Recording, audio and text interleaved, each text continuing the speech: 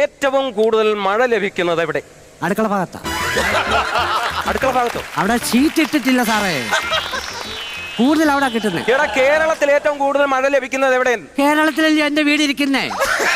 ഇനി അഥവാ ഞാൻ ഇനി പോയി എവിടെ ഇത് ലഭിക്കുന്നതെന്ന് നോക്കാം. അമ്മ മഴയെ തുറക്കുവോ, ഇറക്കി വിടുവോ, എങ്ങനെ കണ്ടുപിടിക്കും? അത് സത്യമല്ലേ? ഇറങ്ങി വാടാ, ഇറങ്ങി വാടാ. സാറേ ഞാൻ എപ്പോഴും ഞാൻ അങ്ങോട്ട് വരുമല്ലയോ, ഒരു പ്രാവശ്യം സാർ ഇങ്ങോട്ട് പോ, എന്തായാലും നല്ലതിനല്ല.